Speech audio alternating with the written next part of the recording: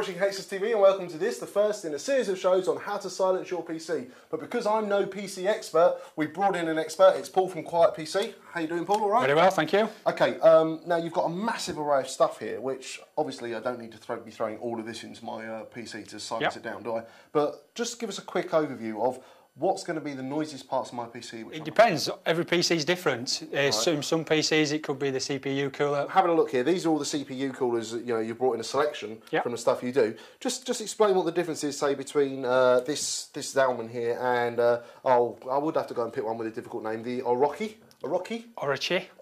Okay, what's the difference between the two? I can see this is 10 heat pipes. And the Zalman one doesn't seem to have that many heat pipes on it, does it? So, but what's the difference between the two? They do the same job? They do the same job. They're designed to cool CPUs. Okay. But the main sort of difference is the size of them for a start. Right. This one has a massive surface area. And one of the key factors about a good CPU cooler is to have good surface area. Right, okay. Generally, the larger the surface area, the better it is at naturally dissipating heat. Okay, so if it gets rid of the heat quicker, could I run this one as a passive cooler with no fan on top? All depends on what processor you're using. Right. You know, the vast majority, probably yes. I would have thought so. All right, okay, but obviously depending what you do with the processor. Yeah. So if I'm gaming heavily, something like that, I want to stick a fan on. You might just want a little bit of airflow in there, or go for one, an alternative one like this. Okay, all right. So moving over to power supplies, because you said they were one of the noisier parts of the PC. Tell us a little bit about the difference between these. I mean, they all look the same. Is there such a thing as a fanless power supply?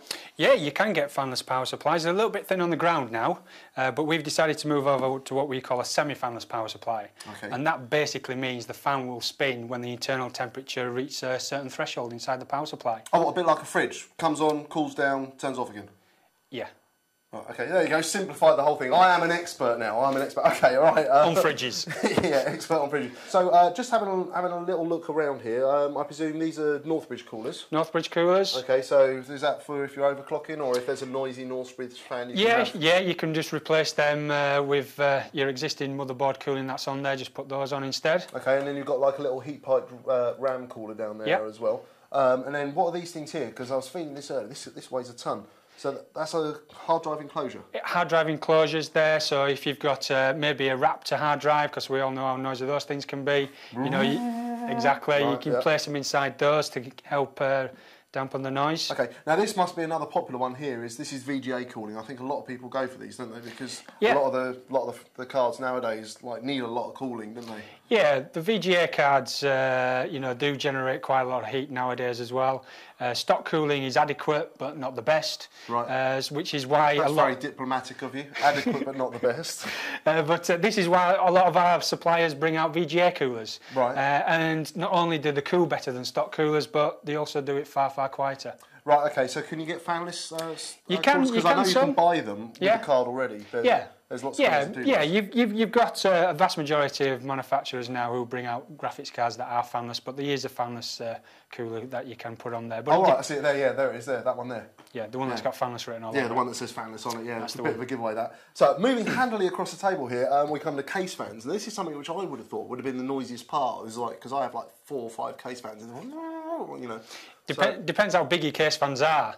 Yeah, the smaller the case fan, the faster they need to spin to produce airflow. Right. The larger the case fan, the slower it needs to spin to produce the same airflow. Okay, so general rule of thumb is the bigger the fan, the slower it spins, the less noise there is. Exactly. Sweet, rule of thumb. Okay, so let's have a look now. You've got all sorts of like little odds and sods there.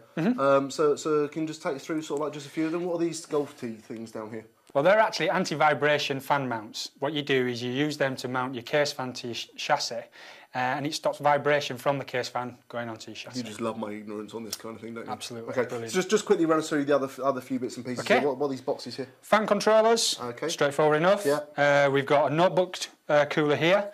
Yeah.